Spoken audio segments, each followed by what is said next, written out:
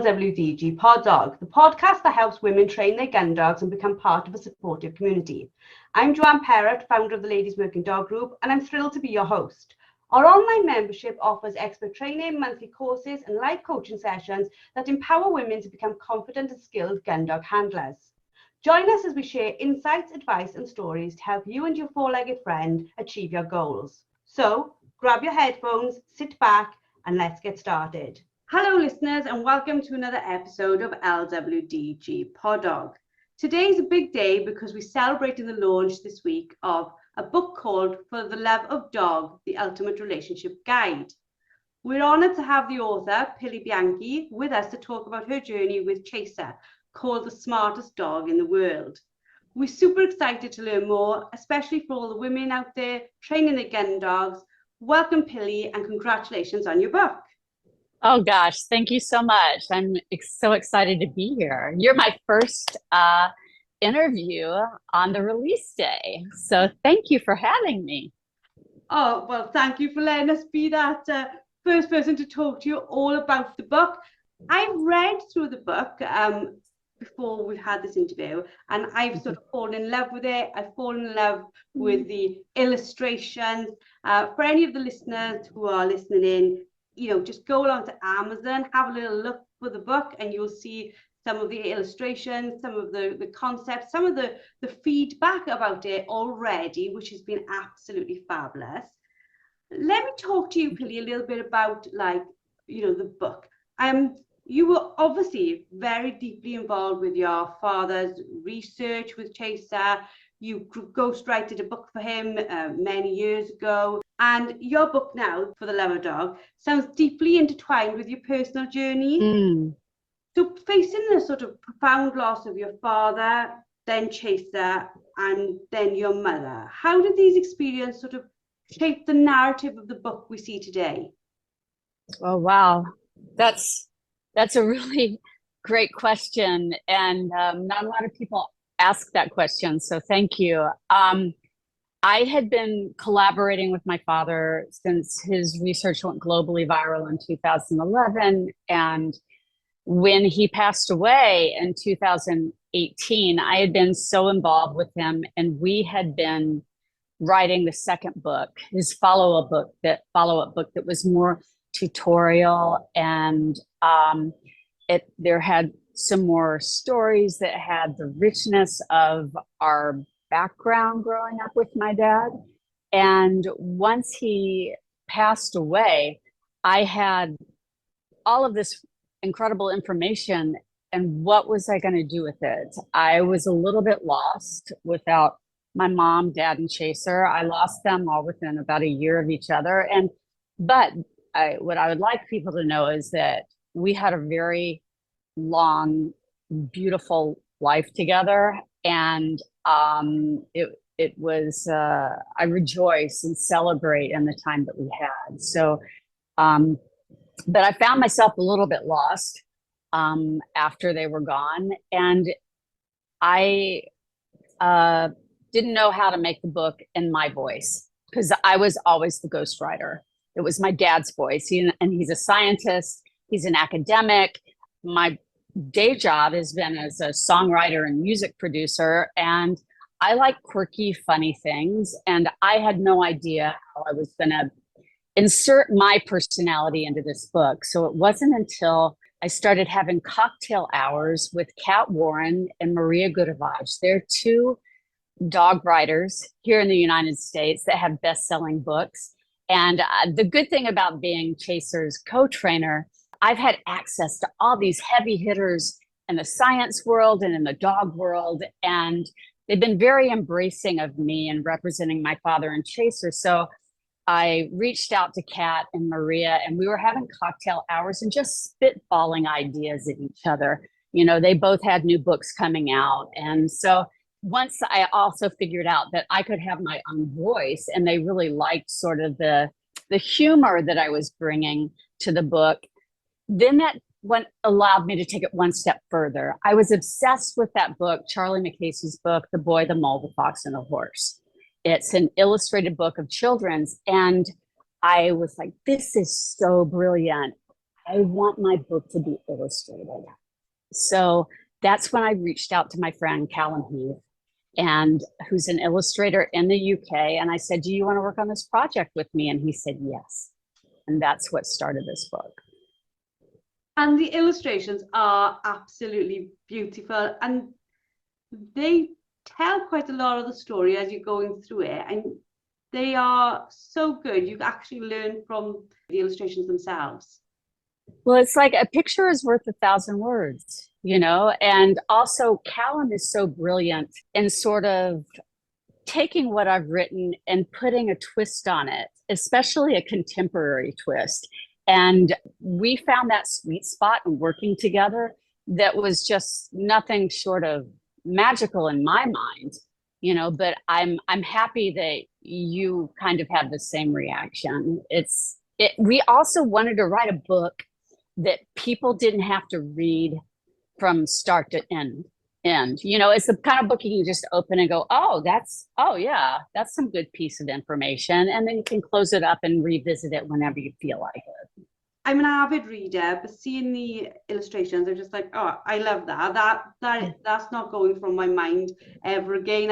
I'm going to memorize that very quickly. For those listening who don't know about Chaser, because some of our ladies in the UK might be like, who is Chaser? What did they do? Could you just tell them a little bit more about Chaser? For sure. So Chaser was my dad's dog. My parents' dog. They were her pet parents, and she was a part of the family. And he got Chaser when he was in his late 70s. He had worked with dogs in the classroom. He was a professor of psychology, and he determined that it would be much more fun to use dogs in the classroom than rats and pigeons. So he would bring our family dogs into the classrooms. So in his retirement, he was puttering around. My mom got tired of him sitting around, not doing anything. So she's like, you're going to get a new dog, John Pilley, because his former dog, Yasha, after Yasha's death, and this is in the story too, his heart was kind of broken, which we all experience with the loss of our pets. So it took him 10 years before he got another dog, and that dog was Chaser. She was a purebred border collie from a farm in Pauline, South Carolina. And my father, not only was she a family member, but his goal was to teach her human language. And in order to teach anyone a language, you need a vocabulary. And he determined that her vocabulary would be her toys. So he started teaching her the names of objects. And long story short, in her 5th month, she learned that how to pair the name of an object with an object, and started learning words on one trial alone. So she learned over 1,022 objects, and she retained them in her long-term memory. My father's a scientist, so he recorded this data, but also what he did with her is that he combined verbs with the nouns, so that, and with adverbs and adjectives, words like faster, slower, bigger, smaller, another, again, abstract concepts. But this research that he published with her garnered him international headlines and affirming that dogs are smarter than we think. So that is who he is. And that's like literally fascinating. Our ladies or our community, they work with working dogs and spend a lot of time teaching them, you know, maybe 20 words, you know, 20 cues, 20 commands, maybe less, maybe more, but nowhere near over 1,000 different things. And it just shows us how much a dog can learn. That was it. He wanted to demonstrate and discover the boundaries of the canine mind and memory system. And he found that it was limitless. Chaser kept learning more words because what he developed was a method, and we talk about this in the book, is using errorless learning, the power of play, and that she was able to put learning on top of learning on top of learning and she could learn once she hit 5 months old, she was off and running. So your dog doesn't have to be a wonderkin. You don't have to teach them so many words. You just start it with one word and you build it up. And the beauty of this method is it doesn't take 5 hours a day like my dad gave to Chaser. It only takes like short spurts, 5-minute sessions, a couple of times a day. And then your dog is really going to grasp the concept that words have meaning. Now, I know that you sort of talk about the fact that 2020, going through COVID, it was really difficult for many people. How do you think the dogs helped us cope with that whole pandemic? Wow, they were critical.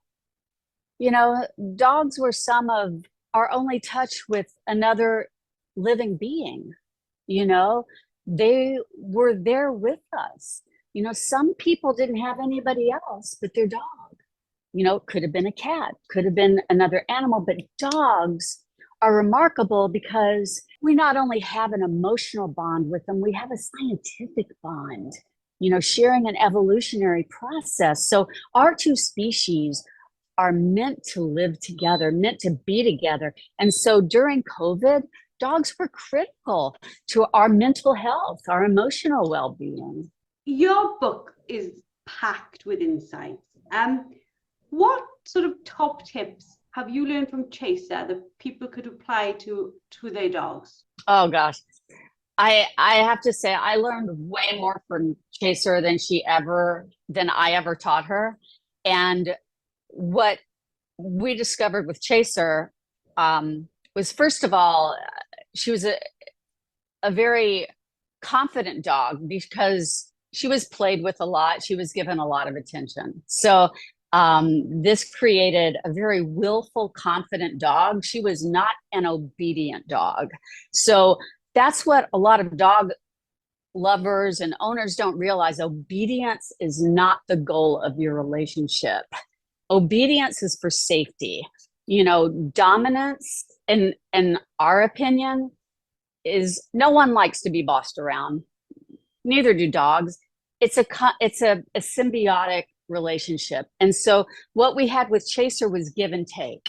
If we wanted her to do something, then we needed to do something for her, which meant play, or taking her out, listening to her needs. So it was really critical for her happiness that we paid attention to what she was telling us. So that's what I hope people really understand. It's a relationship. And all dogs are different. They're all different. And what freaks one dog out makes another dog gregarious. And so that's one thing, too, that I want to demonstrate in the book. And what Chaser taught me, she wasn't like our other dogs. She was a soft dog. She didn't like yelling, but she was still assertive. So, yeah, she taught me a lot just by engaging with her. On writing this book, obviously this sort of solidifies further Chaser's legacy and sort of plays a part in your father's legacy, even though he owned that in his own right. Why was this book important to you now? I feel like their journey was not over. And I learned from the man behind the dog for my entire life. And so the methods that he used with me and my sister and all of his students are really one and the same that he used with Chaser, that learning should be fun. Learning happens in different ways. If it's only through our failures that we can really learn, and how to be a lifelong learner, to be curious. And these sort of concepts were what allowed my father to be so successful with Chaser. And I experienced the magic of him, and I wanted to demonstrate and give back a little bit more of what my father had given to me that the world didn't know yet. And a lot of people believe that Chaser was the one that was unique and she was the smart one. That's not true. It's it was the human behind the dog, and you can do the same thing. The lessons he taught me are what I'm sharing with everybody, and they're universal. And they're such beautiful and such poignant lessons, aren't they? Because as I was reading through it, my father was not a psychologist. He grew up, he had his own business, we had a small holding. He taught me how to work dogs. He was very traditional in his thinking, very farm, farm oriented guy. And I look at it and I think some of the lessons are very similar, maybe worded differently, but they're the similar sort of concepts around you are working with something that you need to respect and give time for them to learn. Oh, I love that, because what was also critical is my father being a scientist, he had not been successful in a scientific career and teaching the dogs language, nouns independent from verbs. So it was through his work and going to border collie trials and witnessing the bond between the farmers and the dogs that he understood that his methods were flawed, that he needed to go back, science needed to go back and pay attention to this rich relationship and the salt of the earth gems that our ancestors give us. If we don't pay attention to that, we're really missing out.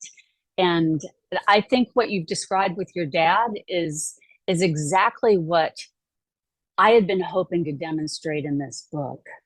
And I do think you have. And I think it's nice to read a book where it talks more about seeing the overall, seeing the umbrella overarching, because we read so many books around how you should do this, how to do that. They're very skill driven and maybe not thinking about why we do it that way or what the purpose of doing it that way is.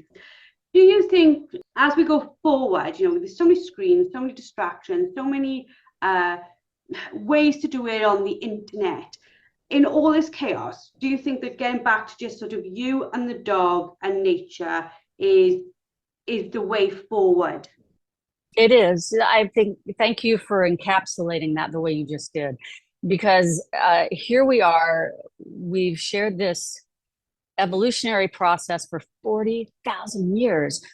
Dogs had it better really 2,000 years ago in ancient cultures than they do in modern culture, because it was a give and take. It was a relationship. And we forget that. We've forgotten that. And it's so critical that we understand that dogs are our direct link to nature. If you live in a city, you may think, I don't know anything about nature. Well, that's not true. If you've got an animal, you're connected to nature. And it's, if we can just take the time, pay attention to them and their gifts, we're going to be better off as humans. I absolutely agree on that one. When I was reading the book, this phrase came up, this sort of like, do it, girl, you can do it. It's all about encouragement. How important do you think it is to be positive when training dogs? It's critical, because dogs are very sensitive to failure. Who is not sensitive to failure? And if you overuse the word no and there's overcorrection, your dog is going to be frustrated. They're going to be confused. You're going to be frustrated. And so that energy, they pick up on that stuff. I mean, they're way more in tune to our emotions than we realize.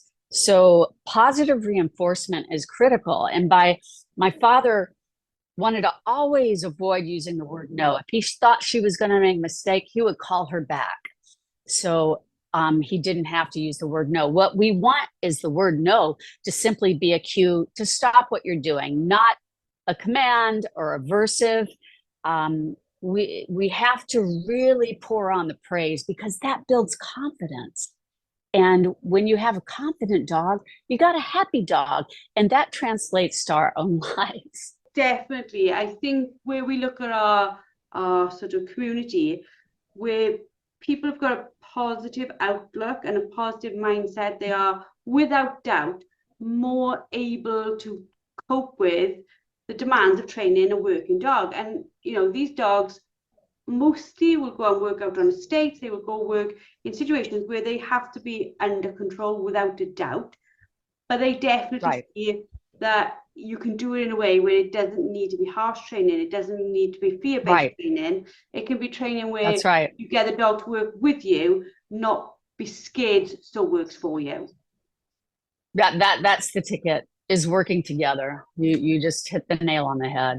It's a relationship. It's a give and take. And the more that your dog has confidence, especially confidence in you, they're going to respond to that, boy. Dogs they love that stuff.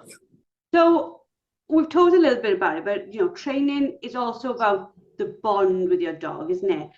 What do you think the listeners can get from your book about building strong bonds? You're going to be successful and have a better relationship if you're using positive reinforcement, if you're engaging with your dog. And what we found was using play. A lot of people say my dog doesn't like to play. Well, I have not met a dog yet that has not eventually liked to play. The running, the catching, the fetching, the chasing. I mean, you can play all kinds of games with your dog. And this is a critical bonding period that's so important between the owner and the dog. You're also giving them the opportunity to emit natural instincts that they don't always get to have. And the emission of these and expression of these instincts is so reinforcing to the dog. That's what's also going to continue your bond when you're working through play. So for those people listening and they're like, oh, this book sounds interesting, I want to go get this book, where do they find the book? Where can they purchase the book? And where do they find you? Well, I'm Pilley Bianchi .com. And also the book is on Amazon. In the US, it's at every major bookseller. We're actually like #1 in dog training and on the Amazon charts right now. And we just released today. But it's not just about training. You're going to learn you're going to learn some concepts that are going to be valuable kind of with all your relationships. I kind of learned how to deal with my teenage son by learning through Chaser and using some of those same concepts. So yes, you can find it on Amazon is probably the biggest one. You're in the UK, that would be the best choice. Yeah, I can definitely relate with my teenage son. I think your dogs teach you to be calm and patient, and teenage sons tend to ask of us that calmness and that patience. So I totally understand that. Is there anything else in the book that maybe we haven't touched upon that you just like the ladies or the community to know is in there? Gosh, you've really covered so many amazing points, and you've done it very succinctly, which I greatly appreciate. But I guess the biggest thing is that, you know, dogs want to learn. They want to communicate. They are literally lying in wait at our feet. And so they have so much to teach us as human beings. And I firmly believe if we don't kind of pick up what they're putting down and teaching us, especially at this moment in our lives, as far as like humanity and even just people working with dogs, we are kind of the lesser of the two species. You know, dogs are here and they're giving us a lot, and this is our moment. This is their moment. I think you're bang on the mark with that, because for a lot of people as well, dogs have become, I don't like to use the term child, because, you know, I don't think that's fair on the dog, but they have become such important parts of our family. And for many families where they've chosen or don't have children, the dog has sort of taken that place as being another member of the family, and that role is a critical role, isn't it? They provide love in a way that maybe that family wouldn't have it without them. That's right. That's absolutely true. And it's not unlike, 2000 years ago when dogs were part of the family. They were part of the culture. They had jobs to do. We in this day and age, a lot of times we're not letting them be dogs, and that's what's been so remarkable about dogs is who they are as a species and how we work as a team. So, yeah, I want people to not only enrich their own lives with dogs, but enrich your dog's life. Fantastic. Well, thank you very, very much for giving us some time on your launch day. I know you must be incredibly busy today. I've been going through the whole process of writing a book that comes out this year, and it's not easy. Oh, great. To get what's appeared down there, is it? For those of you who are listening and you're eager to dive deeper into Chase's story, please go along to amazon.co.uk, or if you're somewhere else in the world, check out Amazon first, and then you can go from there. If you're in the USA or Canada, one of our listeners in those areas, bookstores, as we've discussed. Thank you so much for your time, Pilley. We do massively appreciate it. It's been a fantastic conversation. Oh, thank you. Thank you. And I hope when I'm on the other side of the pond, I get to meet you guys and see you do your thing. I would love that. We would love that too. Hopefully one day we'll get to your side of the pond. We do have yes, loads of our trainers are like, can we not go to the USA and do some training? Come on. Yeah, one day we'll be big enough to come over and definitely spend time with you guys as well. To our listeners, we hope you've enjoyed. We hope you go out and check out Chase's story, check out the book, because there is quite a lot to be learned from this in thinking a different way, to start moving your training forward, to look at different ways you can do things and broaden your own perspective of what your dog can learn, because sometimes we think that the smallest amount is enough, when really our dogs could take on far more information than we give them credit for. Thank you. Well said. Thank you for being a guest, and we shall speak to you all next week. Thank you for listening to LWDG Pod Dog with Joanne Parrott, founder of the Ladies Working Dog Group. If you're interested in joining our supportive community and taking advantage of our group experts training and resources, please visit our website at www.thelwdg.com. Don't forget to subscribe to the podcast and leave us a review, and we look forward to helping you and your four-legged friend thrive. Until next time, keep training, keep learning, and keep working with your beloved gun dog.